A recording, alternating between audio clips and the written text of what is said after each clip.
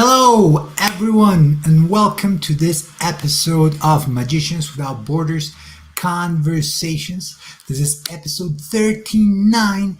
I'm very excited to be doing this because today's subject is going to be pretty awesome, pretty cool. Going down memory lane with Tom and one of his old friends from when he owned a magic shop. That's going to be wonderful. And I want to let you guys know before we start that, as always, we want to show you guys some ways that you can support us. So if you guys shop at Amazon, if any of you shop at Amazon, I just wanted to tell you that if you do, you can support us. How do you do this? Instead of going to www.amazon.com, you can go to smile.amazon.com. And whenever you do, it's the same Amazon website, but every purchase that you made is eligible for a donation. So when you go to smile.amazon.com and you get your stuff, you can select Magicians Without Borders as your selected nonprofit. So every time you spend something on Amazon, Amazon will donate something to us. So remember, if you shop at Amazon, please go to smile.amazon.com. Every time you do, they will donate something to us so that we can continue our magic work. And as always, to remind you that the last Wednesday of every month, we've got something that we call our mailbag episode, which is that we answer questions from you, from the audience. So if you have any questions or comments, please email them to podcast@magicianswithoutborders.com or tweet them at magicianswb. And of course, if you want magic, you can go to our store. You can go to store.magicianswithoutborders.com and you can get magic from us, live magic shows from us, live workshop from us, or you can get a magic course, self-paced video magic course called Become a Magician, taped and done by Tom Verner and Janet Fredericks, the founders of Magicians Without Borders. So with that said, let's get this show started. And to do that, let me welcome, as always, our founder, Tom Verner. Hey, Tom, how are you? I'm wonderful, Carlos. I'm wonderful. And so happy to be here tonight. It's a beautiful day here in Vermont.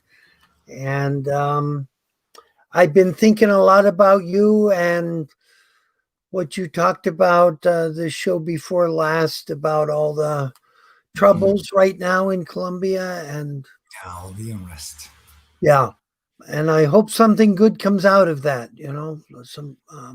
Well, today there was a voting on the House of Representatives about a health law that wasn't that good, and it didn't get through. So that's something. Oh, good. That's something. So, Tom, before we get our guest on, I just wanted to ask you, before you tell me anything about him or any, anecdotes, I just wanted to know a little bit more about, your magic shop days. Yeah. Any insights from that? Any stories from there, or maybe one that involves our guest? Tell us something about that magic shop that was a little bit of time ago.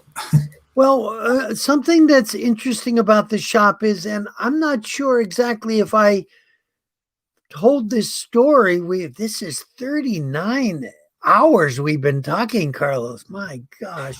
Yes. Um, but I started in magic. I actually learned magic. I was interested in magic when I was like 10 years old or so, but only for a little short while, and then I forgot it. But I was working in a drug and alcohol hospital in Hartford, Connecticut. And every once a month, I had to go to the residential treatment center. That was a treatment center for folks with addiction problems. And there was a heroin addict there by the name of Milton. And he was had been a professional magician. And I begged him to teach me magic, but he wouldn't. He showed me a lot of magic. He was particularly good with coins and cards and Mm. other things. Um, but then he got assigned to me as my patient. And the first session, it was an hour-long session.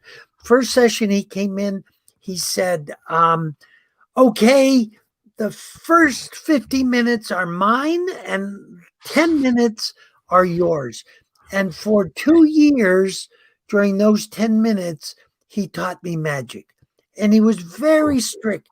I had to master whatever he taught me, show it to him the next week. If I had it mastered, he would teach me something else. If not, if I hadn't had time to practice or whatever, he wouldn't teach me anything that week. So he got out. I was also, uh, working as a psychologist. He got out. He got better. He went on, started doing magic again. About 4 years later, he and I were performing together, and he said, or we talked about, what Hartford really needs is a magic shop. And so the two of us opened up this magic shop. So Cool. that's how it got started. Milton, my patient from 4 or 5 years earlier, and I ended up getting together.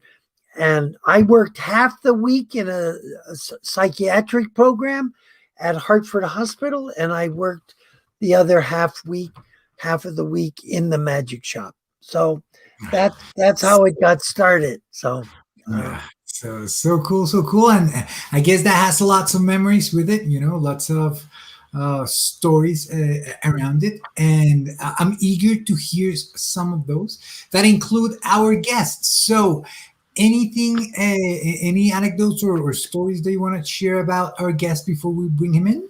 well, our guest, I think when he started coming to the magic shop, I would say he was probably around 15 years old, maybe 15, Hmm. 16.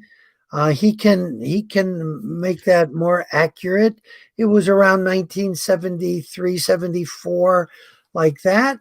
Um, and one of the things that was wonderful about the magic shop, and I'd love to hear our guests talk about this too, is we had the store, but then behind the store was a parlor with a carpet and stuffed chairs and a sofa and tables.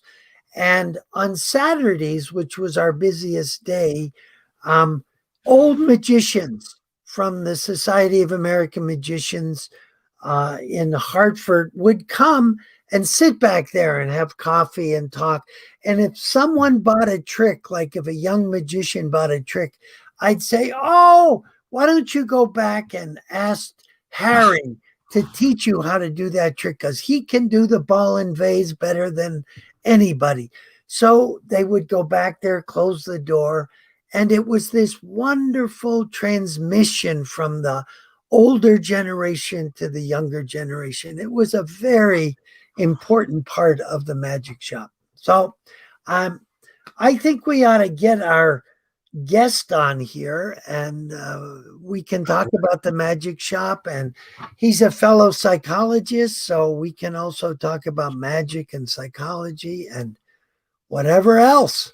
Great. That's great. So our guest tonight is Michael Wald. So let's just welcome him right in. Hey, Michael, how are you? We Hi guys, thank you so much for having me. It's a great pleasure. It's my honor to have you and see you after. So, how old were you, Michael, when you first came to the magic shop? About 15, 16? 16, I think. 16. Yeah, Yeah. they had cars then too. They had The car, cars. there were cars. You had to crank them up, but they still got started. Yeah, they worked. They here didn't with have you. roofs or anything, but as long as it wasn't raining, they were good. Oh, but anyhow, that's a long time ago. My goodness. What you were saying about the shop is really true. That's what I remember hanging out with magicians. So you were not a self-directed performer. You had insight from people who were there or understood how to entertain. And I remember talking with you a lot in Milton and a guy named Bob Killian. Remember him? Oh yeah, Bob Killian, yeah. And And Jim Zachary used to come sometimes. And do you yeah, remember him, Jim? very well. Yeah, he But Bob, actually was one of the people who really developed the hot rod. You know, right. the paddle move, and he had a company that made all those amazing paddles and dice and things. Yeah, And he made Aikido boxes afterwards that were really beautiful. yeah, But the shop itself was a hangout, which is, I think, something we miss now. But I think it wasn't just because it was a hangout; it was the variability with the people who were there. You got all kinds, and some of them were really wise and really understood entertainment. And for a 16-year-old or 17 or 18-year-old kid, uh, it was a tremendous opportunity. yeah. I think a lot of magicians just teach themselves, and then you wind up making a whole lot of mistakes. And if you have some guidance, it's way better. Yeah, with that very old tradition, like I was saying, of being passed on like an apprentice kind of relationship, almost. Um, I remember after my first semester in college, going back to the shop and being so excited. It was maybe November, and I hadn't been there since the summer. And I drove over there, and it was closed. Milton closed it down. yeah, It yeah. was of When I no, went on to um, do psychology full time, Milton took over, and he really wasn't as into the kind of retail magic shop. He really wanted to be out there performing full time. And yeah, after I left, he just he didn't realize, I guess, how much we were really carrying it together, and yeah. he just didn't want to do that. What do He you was think a superb performer. He was a Fantastic, and really, a really good juggler. I don't know if you yeah, remember what a great juggler he was. yeah. I wanted to ask you, Tom, what do you think was the hardest thing about owning the magic shop? What do you think was the hardest thing? Well, um, it's not a business that you're in to make money. It wasn't a big money making business. Um, but that was was the hardest part. I was thinking about that. And honest to goodness, I can't come up with anything. And let me think about that. I can say, on a very practical level, one of the best things about owning a magic shop is I would have to do the cup and ball um, 50 times a week, or I'd have to do the cups and balls, or I'd have to do, paddle moves or whatever. I mean, you're constantly the way you sell magic is by demonstrating it, because that's what people want to buy. That feeling they got when, oh my God, Yes. you know. But we did things over and over and over, and especially when we would get a new trick in, we would practice it, and then we would show it over and over. It was great. That was So cool. Do you remember, Michael, the first time that you went into the magic shop? Like how, or tell us, how did you end up on that magic? Okay, I do remember the first time I was at the magic shop. It was the day before it opened. And if you asked me 10 minutes earlier if I would have remembered this, I'd say no. But 10 minutes, excuse me, the night before it was opening, there was a party. And there were maybe, you had 2 tricks or 3 tricks for sale, of which I purchased one. It was a change bag. And there was a party. I knew you because of a mutual friend, John Silverstein. His father was a social worker, and you worked with him. Yeah. Oh, yeah. So your connection was through Lee and John. Correct. And so it was that party there, but I would go there every week. And I have a picture from that party. Do you really?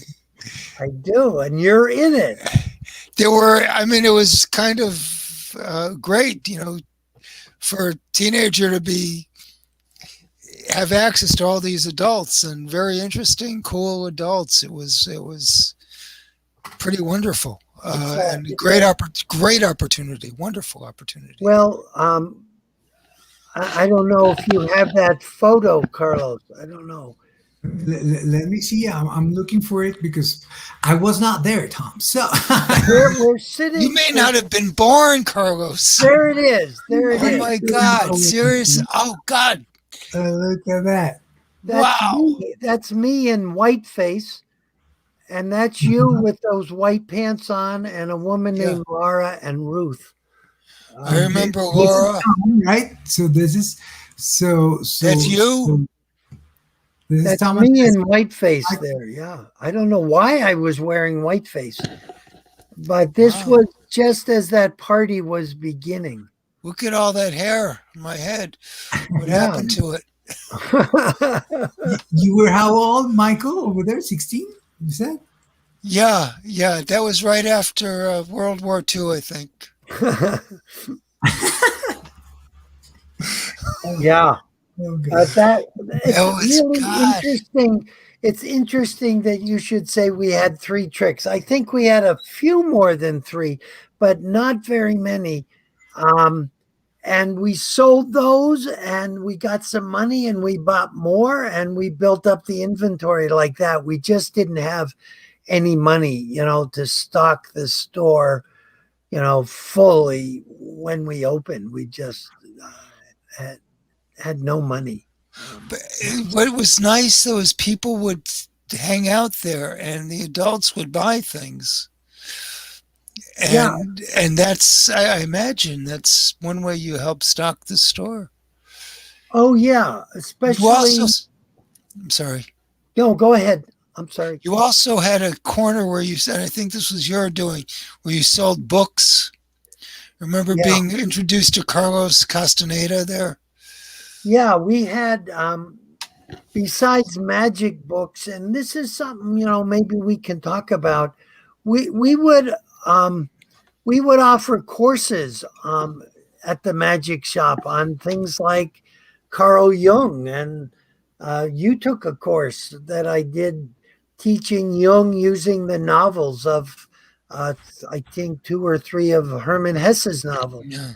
And so people would come in there, and they would be surprised by that there was not only Bobo's modern coin magic, but there might be teachings of a Yaqui Indian like Carlos Castaneda or something. You know? Well, don't those two always go together? I mean, absolutely. Bobo and every magic shop, they're there in every magic shop. So yucky way of knowledge. The shop was an interesting. You know what? I wanted to mention a book, and it's mainly because Michael is here, but it's by Jacob Needleman, who is a philosopher, and it's called The Sorcerers, and it's a novel that he wrote, and it's about a magic shop in Philadelphia, but it's really about initiation and about being initiated into the world of magic. And magic in not just sleight of hand magic, but the interconnectedness of all things, But this book, it's really worn out, and I've read it 3 or 4 times. It's a really fantastic book. Can you look for it? The name of the author? The author is Jacob Needleman, Needleman. There's one I read also last year, and I thought of you, and I should have sent you information on it, called Into the Magic Shop. Have you heard of that?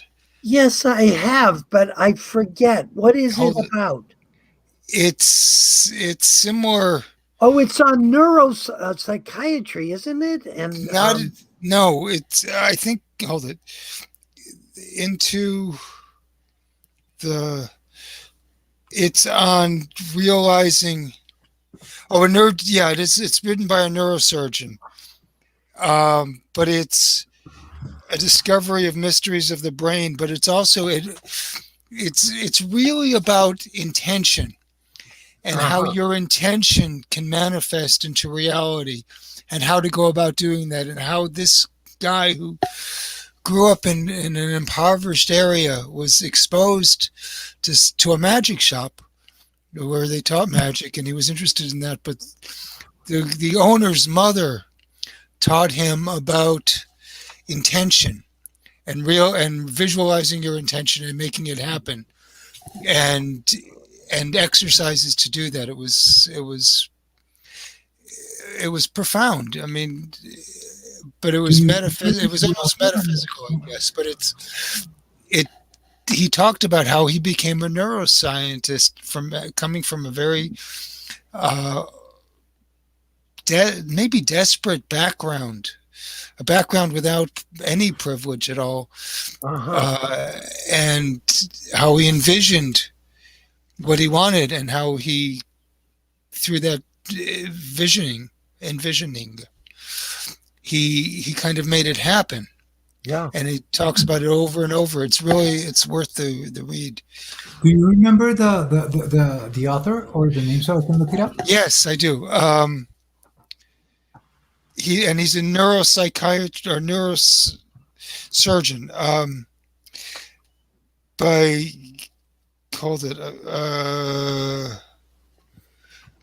Hold on. James Doty. Dr. James Doty. He's a medical doctor. DOTY. Into the Magic Shop. Oh, I got it. Okay.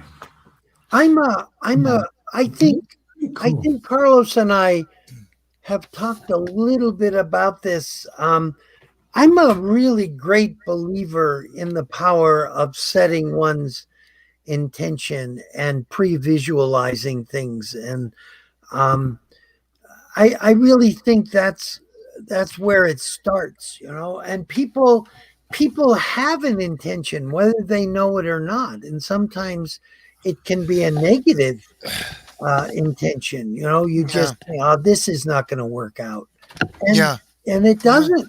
So I think to be usually do that. I'm sorry. Go ahead, Carlos, please. That we usually do this that visualization with the kids. Whenever we in our education chapters, whenever we're doing a first performance, and how kids are very, very anxious sometimes at the first performance, and those that are very, very nervous, a visualization exercise helps them to calm those nerves down. So we just stand in a circle, we like in a huddle, right? We close our eyes and then we do a visualization of what we want the end of the show to be. And we go around saying, what do you see at the end of the show? And so we picture people standing up, we're receiving a standing ovation, people are clapping, people are happy, right? And we try and put ourselves in that situation of having made it, right? And it was okay, it was a success. So when we go there, right, then it kind of calms your nerves down and gets you into the state of, okay, now let's make it happen. Yeah. That's fantastic. I do the same thing before I perform, or very similar. I could tell you about it a little bit, but very, very, very similar. And the difference between the shows are night and day when you do that and when you don't. Can you just say a little bit about what your practice is, what your routine is? No. Okay. Yeah, it's in neurolinguistic programming, or you know Milton Erickson, obviously. Yeah, very much so. It's based on some of that, but I did this before I read any of that stuff. I have several images that I have. Like, I go through a conversation in my head. Like, I'll remember Milton Nichols saying to me, you look at someone in the audience and you smile and they smile back, and you look at someone else and you smile and they smile back, and then you look at the third person. So I remember him and I visualize him saying that.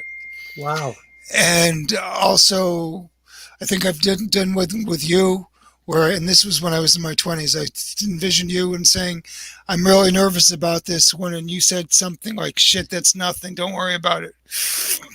So I've envisioned that, okay? And then there were several more, like Bob Killian. I had envisioned him saying, this really happened. And Milton, the thing I said about Milton, that really happened. And I'd envisioned Bob Killian saying, looking at me and saying, I'm replaying this script in my mind, or this film in my mind, where he's saying, when I'm on stage, I never ever take myself seriously.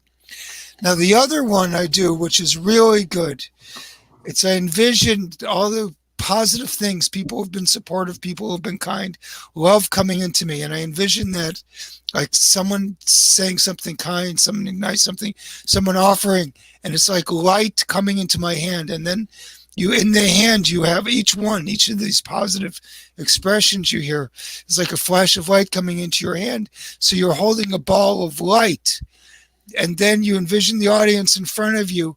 And I sort of go like this with my hand underneath it, and the ball of light goes up and it twinkles down onto the audience. And I envision them looking at me and smiling.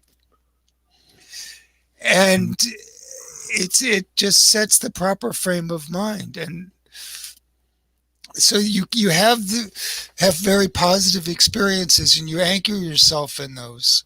Yeah. And you run that film in your mind. Or the other thing you could do is this, I don't do now, but you can imagine white light coming through the top of your head. Right. And you imagine the people there looking and smiling. And you also, another thing that I thought to myself, this is a magician who told me this.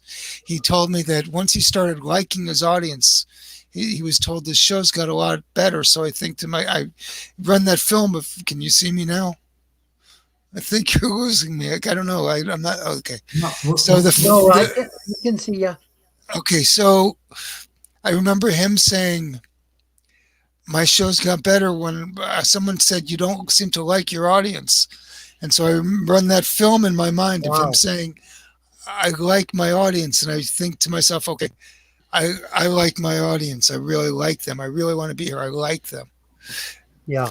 But you go through those things in your mind that were nurturing of your own soul. Does that make sense? Absolutely. How does that sound to you, Carlos? Yeah, I mean it's wonderful, and I think the more you put yourself into a positive state of wanting and feeling that that's real, that somehow you've already made it, even though you're about to. I think it's very powerful. Phil Jackson, in the heyday of the Chicago Bulls, when he was their coach, he would do that before each game. Michael Jordan and all of those guys would sit there and they would close their eyes and they would play the game. Yeah. And they would see all those 3-point shots going in, and they would see the scoreboard, and they would hear the Chicago fans cheering, and it wasn't just a pep talk; it was really a deep setting of their intention through visualization. And it's you think about you're quite kind of connecting to very, very positive things in yourself. You know how you said about the beliefs, you can have beliefs about the future Yeah, and the intention about the future. And I think having, how do you put this? Um, you do this and you have an intention to have a very positive connection. yeah, But I think one of the things I remember you talking about a number of weeks ago was what you get from learning magic. And I think for me, I mean, because I think you talked about metaphor, if I remember correctly, and that there's a metaphor with magic that you believe that the thing is in your hand and you believe it's not there. And that belief about yourself is important. And I get that metaphor. But I think for me, and something that was more personal is I started doing magic when I was like in 8th grade, and I ordered everything I could from the Johnson Smith catalog. I don't know if you ever saw that or not. I But don't remember. I don't think so. this is this catalog at the end of it, all novelties. In the end, it had magic tricks. So I ordered everything I could from there, and I practiced those in front of a mirror. And but what I had a real desire to do magic, and that became a big part of my self identity. And so I wanted to get really good. And what it taught me is that after when I started, I was horrible. I was horrid. But I kept persisting and persisting and persisting, and gradually got better and better and better. And I remember, like in college, the reactions I got from people was different than the ones in high school and more positive. And what it taught me was that if you work really hard at something over a long period of time and consistently, you can achieve. Mm-hmm. And that I think can be spread to anything that's of value to you. And for me, that was a lesson that really resonated. Yeah, I think that development as a performer and development as a person can really go hand in hand, because like what you just said, the things you learn, that persistence, that practice, that focus, that discipline, that connecting with other people, God knows that can be in so many areas of our life, You learn, this is what you said about intention earlier. There's a belief that you have in your ability to achieve through concerted effort. And if you don't have a track record of success, I think it can be harder to have that self-belief. Yeah. And so I think success breeds success. So if you, all right, I can't see myself. I don't know if you guys can still see me, but yeah, we can. Okay. All right. We can hear you and see you quickly. Anyway, I think a lot of people grow up without the belief that even with concerted effort, they're going to be able to achieve what they want to achieve. Yeah. And I think learning that is an intensely valuable lesson, because it can be, it's like how hard you work in school always for me was a reflection of how hard I learned to work to develop chops as a magician. So you had to learn how to really put forth that effort. And once you've had some success, you learned.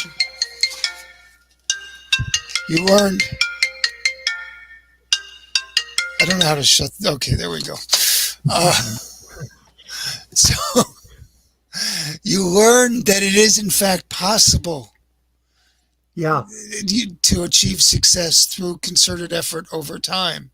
And that's not a belief that people necessarily have unless they develop it through parenting when they're little kids. Yeah. And their parents are on top of them and making them work hard. Yeah.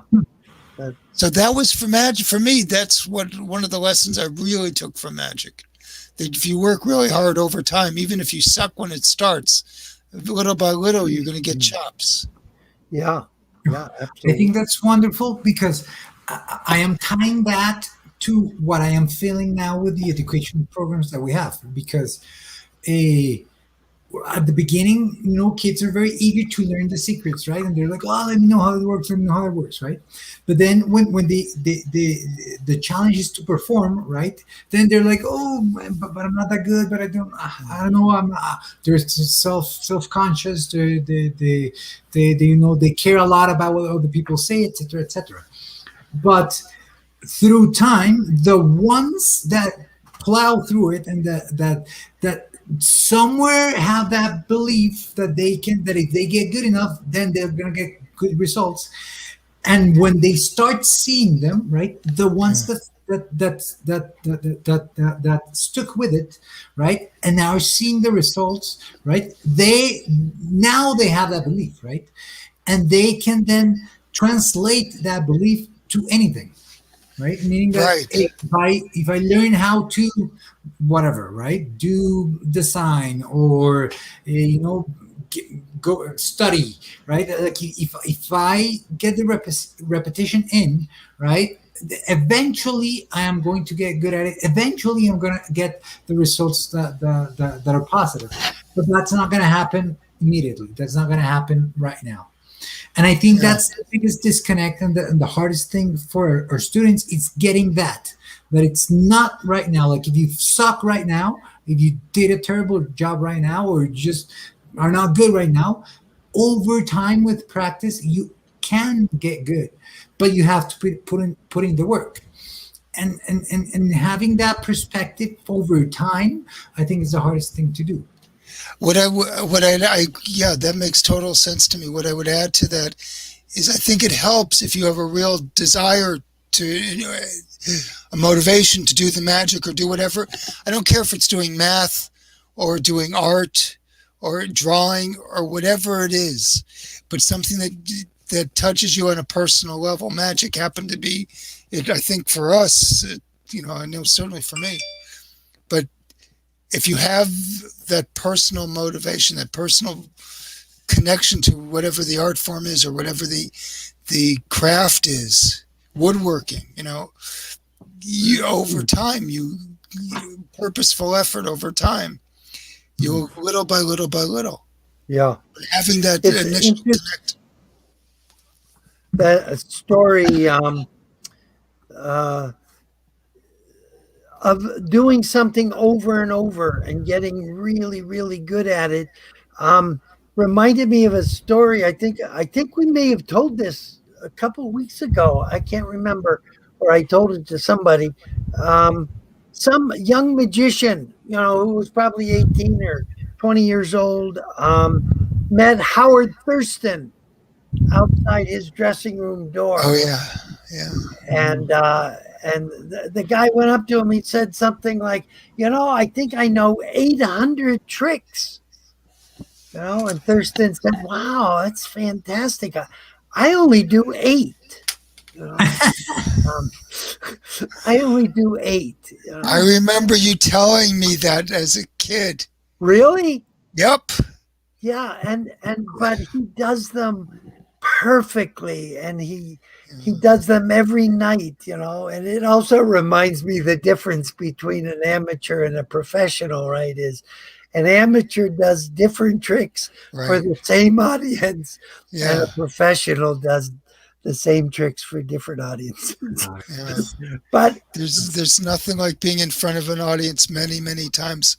I think what you said earlier about working in the magic shop, it's not just that you practiced in front of people. You got the reaction. They molded your presentation a little bit, I'm guessing. oh, I don't know, totally, but totally.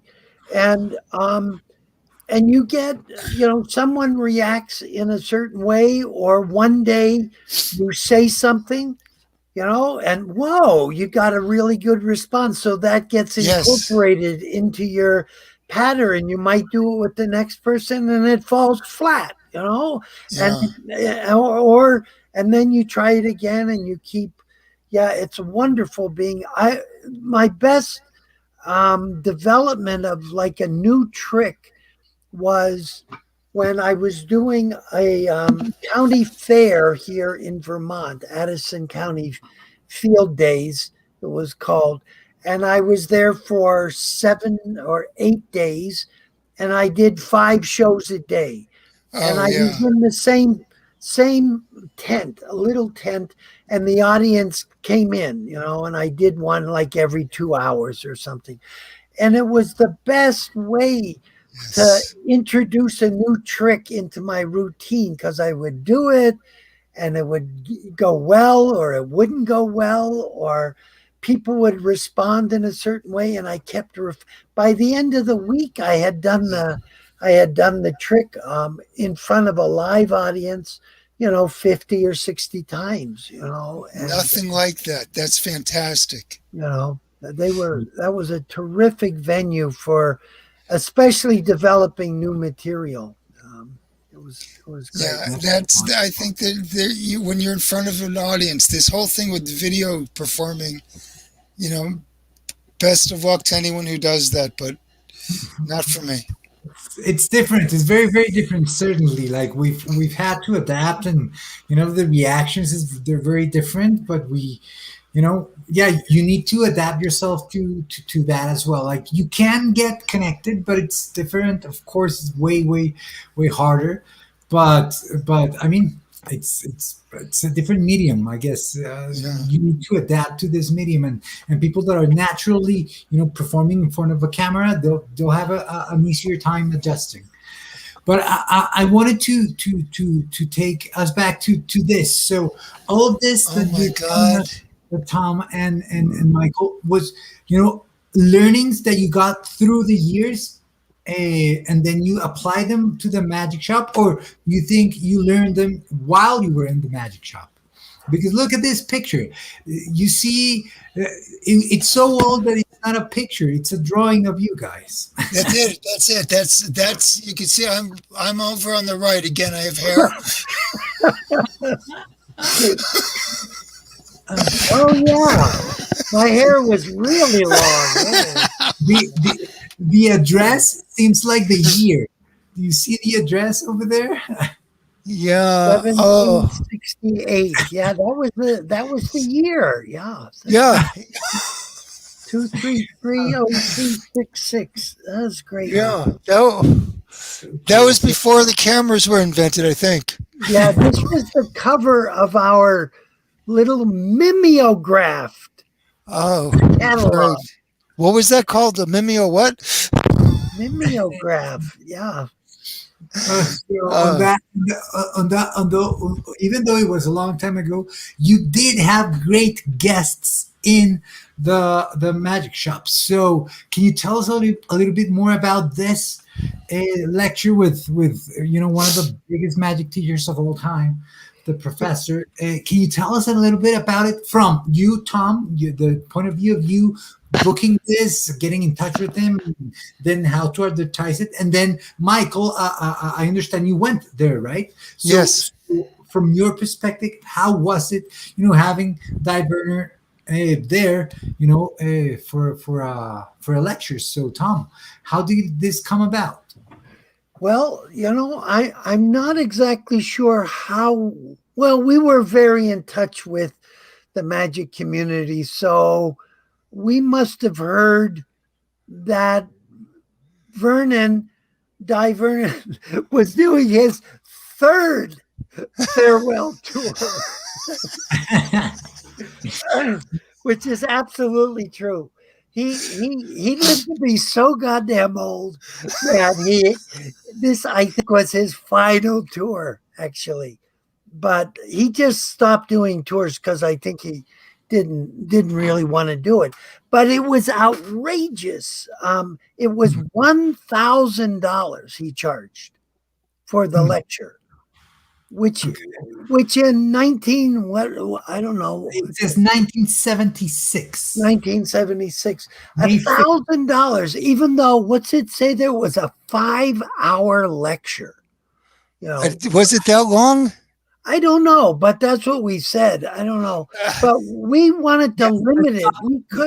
We had about 100 people who wanted to come to this lecture beyond the 60.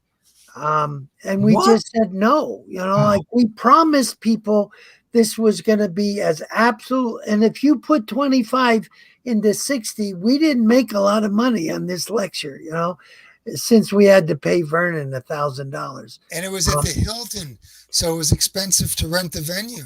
I think we maybe had an open bar or a cash bar, and they gave us the room for free, or we may have. No, I think we had to rent the room also. It was at the Hilton. But what was really wonderful was he and a guy named Joe, darn, I forget his name. Marchese? It was a real Italian name. Solani or Solano or something. I forget what it was. But they were in this big old Cadillac and cigars and driving across the country. And they were just having the time of their life. And we took them out to dinner. And I mean, it was such an honor for me and Milton to, because Vernon came to the magic shop and he taught us some cup and ball moves. Oh, there he is. Oh my goodness. There's in the magic shop, in the parlor of the magic shop. That's Milton in the middle and me and the professor himself right there. Oh my goodness. He lived a while after that. He doesn't look as old as he did later on in life. Oh yeah, he lived 76. We could find that out really quickly. How old he was in 1976, but he lived to be 100, maybe even a little 101 or something. I don't know. He lived in the Magic Castle permanently. They took him in. Yeah, I remember one of the tricks he did in the beginning, where he fooled everybody. He showed his hands like this, and he produced a large silk, and then it was a fake finger, not a thumb, but a finger. Oh, right. Full of a silk, and it just blew everybody away, and it was simple as could be. All the magicians were looking at his thumbs, and he had an extra finger right in here. He was 82 years old when he did that tour. 82. Wow. Yeah, he was. He lived for another 12 years, at least. Yeah, he died in 1992. There was a story about him. How are we on time? I'll make it quick. Yeah, go ahead. We're okay. I want to hear your perspective still. I want to hear your perspective of paying those $25 that I assume at that time was still a pretty high fee to go for a lecture.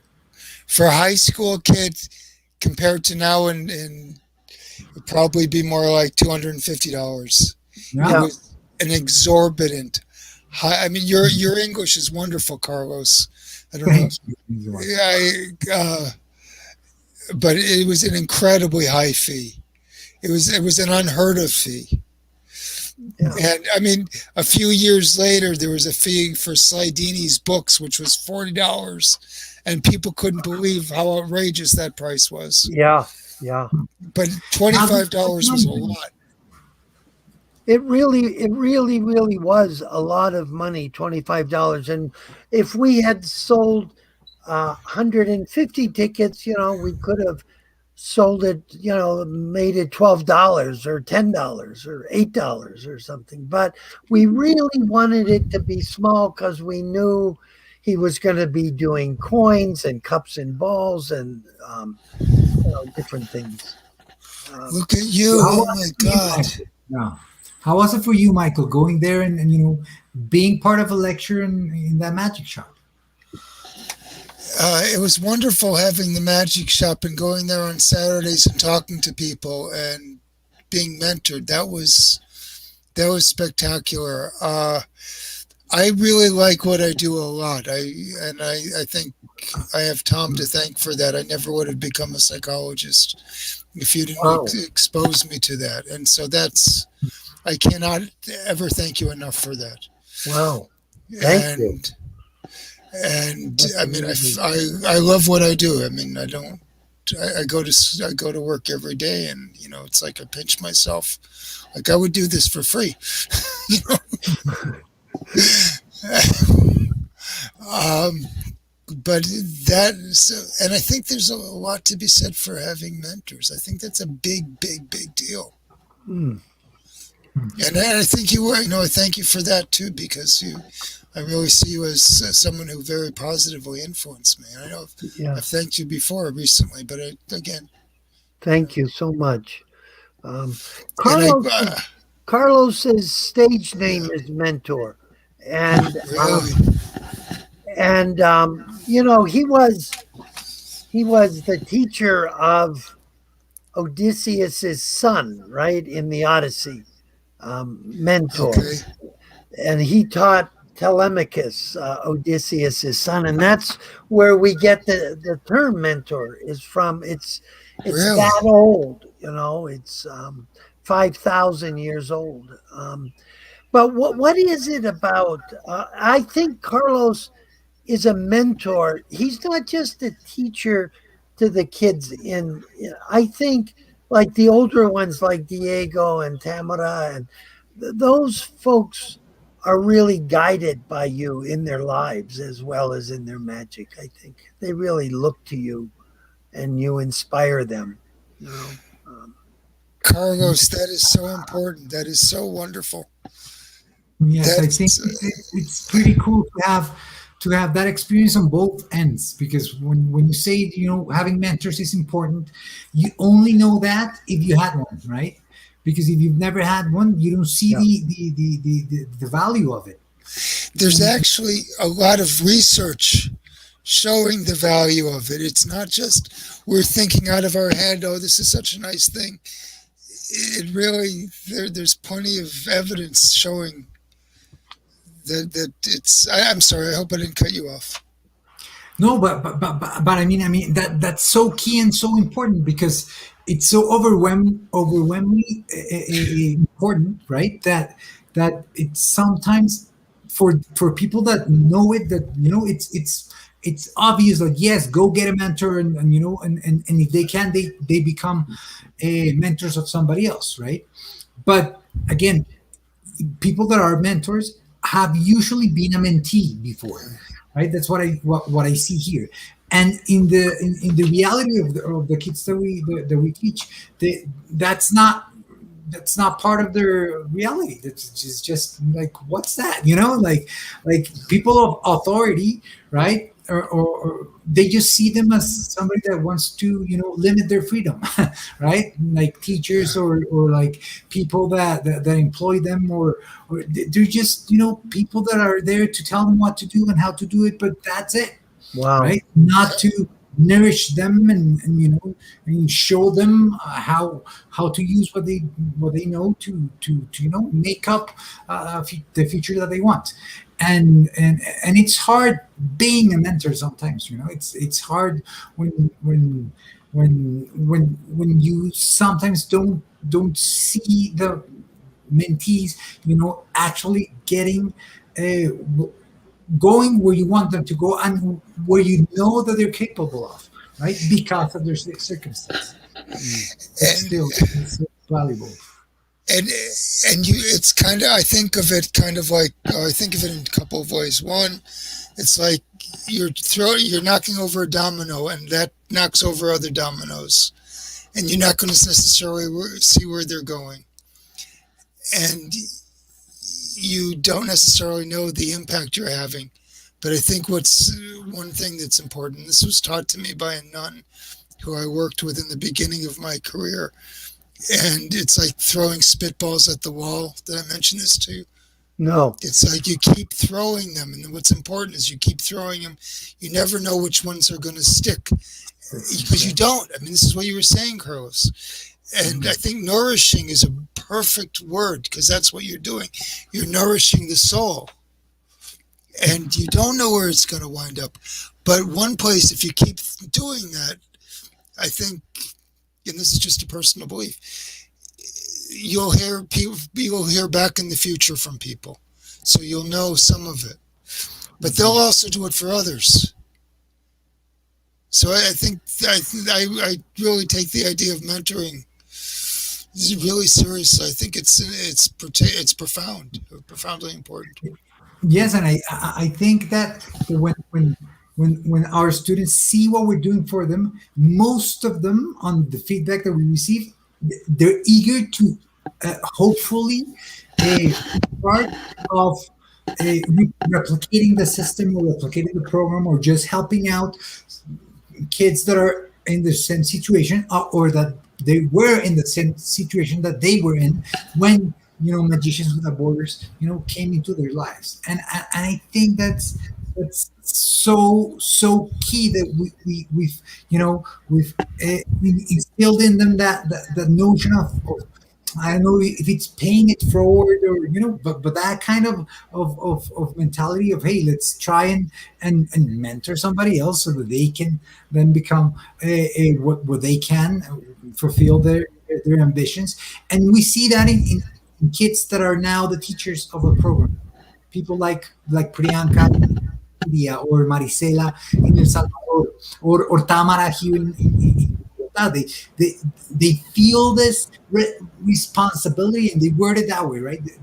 They feel that responsibility for this newer generation of providing them with the opportunity that they were given. And I think that's super useful. And I want to tie this to actually I guess this is the paper of your dissertation, right? This is your No, this was way before I did a dissertation. What's this? This is something that's this was an undergraduate thesis, I guess you call it. I don't know. But how am I going to tie this? Because it says the title of this is Magic as a Therapeutic Medium, right? And I think that's exactly what we're discussing, right? We are using magic, right, as a therapeutic medium to address the social issues that we want to address, right? Because that's how we are addressing. And when people when students go through this, right, it nourishes their soul, right, and it just makes them think differently. Tamara always words it that way. She says that going through our program shifted the way she thinks, right? And that's something that me being in therapy almost all my life, I know how our own thoughts, right, shape the way we think and shape the way we act, right, and being in control of those thoughts, or being aware that you're in control of those thoughts, and it's hard to do. So hearing her, right, word it out as, this program has helped me reshape the way I think. I don't know. I kind of tie it into exactly what this is. Magic is a therapeutic medium. I think there are a number of pieces of this pie. And I think magic is one of the pieces.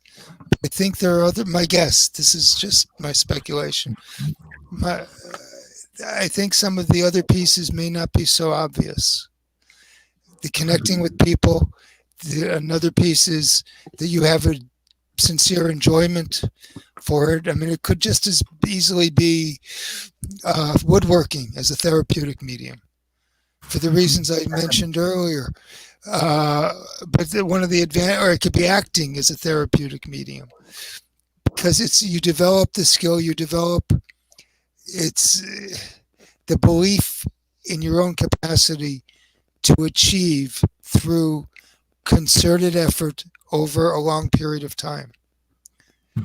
And that's where I look at this. I don't think the magic itself is that important. One of the things that Tom mentioned is that there's a metaphor with magic, because you have a belief, and you link this to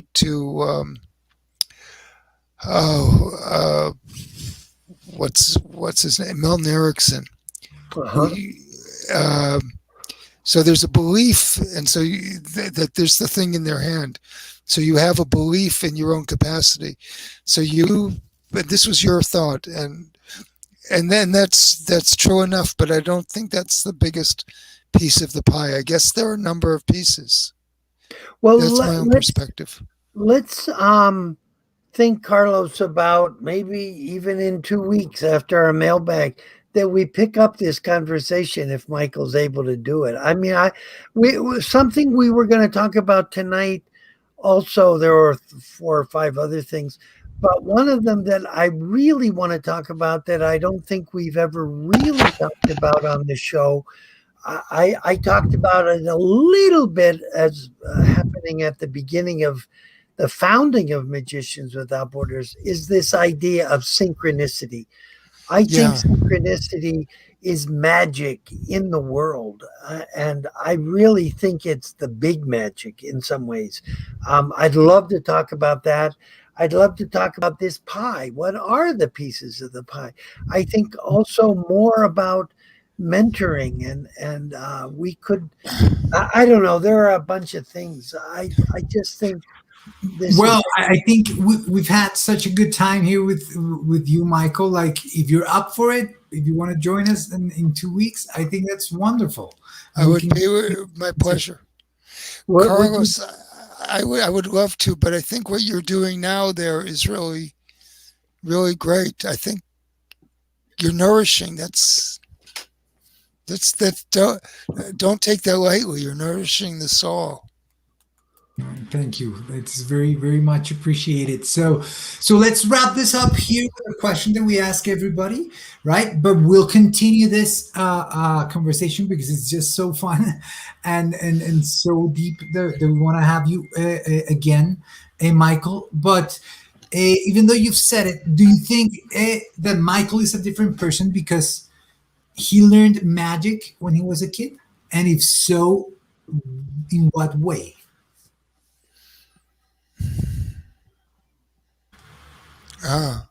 Probably. I mean, some of my closest friends are magicians. I think I developed self-confidence because of it. There were, again, the dominoes. I got into my field indirectly because of it. I think it's usually had a very positive effect. I'll tell you what, about 6 years ago, I had heart trouble and a serious operations. And I wound up not reading so much about psychology anymore. And I wound up just doing a lot more magic. And now I didn't think to myself, okay, after this, I'm going to do more magic. It just happened. So I think it's a self-nurturing, using that word again, type of thing. So it's something that it's part of my identity, and it's usually a good part. Also, I don't know if you could see behind me. Do you see those cups and balls? I was going to ask you, are they all sets of cups and balls? Yeah, and that's your influence, Tom. You and Milton. And I didn't go about I didn't think, okay, I'm going to start collecting these. This is a nice set. I bet I could use those. Oh, that's a nice set. And this is over years. Yeah. And I practice it a lot. Any venue that I can, where the visibility is right, like I do a a show at a resort every Wednesday night all summer in the Adirondacks, and it's a perfect like amphitheater kind of setting. I always begin my show with the cups and balls. How cool is that? I say I want to start this show at the beginning, which sounds like a weird thing to say, And I say I want to start with what many feel might be the oldest trick in the world, and then I do it. It's a fabulous trick.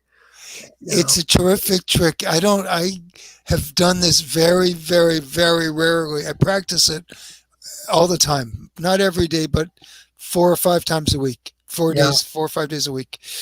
And it's not good enough. I don't like it yet. I don't like it. It's not to the point where I'm comfortable enough with it in front of an audience. Yeah. It's not having that, how you said, I did this fair for 7 days, 5 shows a day. Yeah.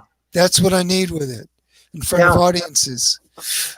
But it's not, I don't do it very often at all. Okay. Even though it's one of my favorite things. I'd love to come down there and we could do it together. But anyhow, or if I go up there, we're not far. Or come up here, that would be great. Yeah. You came up here, yeah. Years ago. Yeah. And you know Bob Neal? I do. I was just in touch with him. He said he'd think about being on the show, Wow. He's 91, we're going to have dinner together in a week.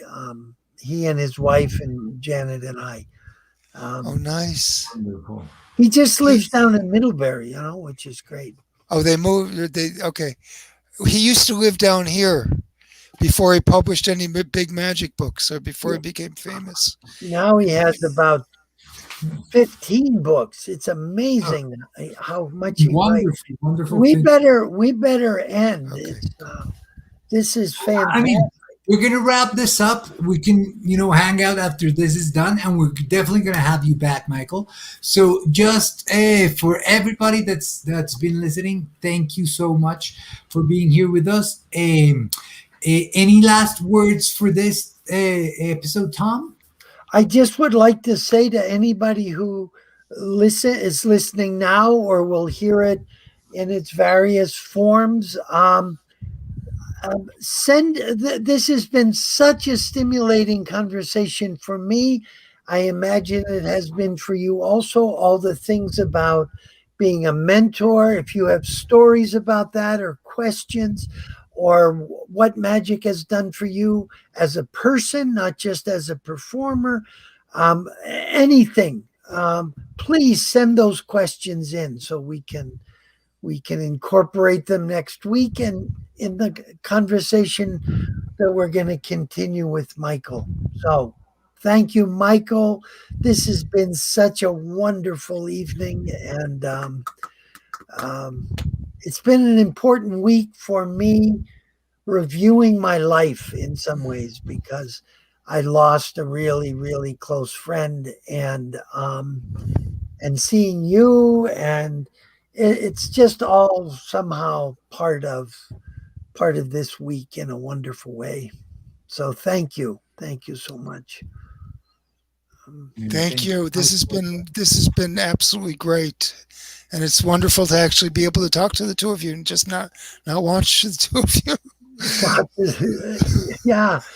Well, we want to continue this, and okay. We will continue this Carlos. in 2 weeks. So everybody, thank you for listening. Thank you, Michael, for being here, giving us your time. Thank you, Tom, as always. And we'll see you next week.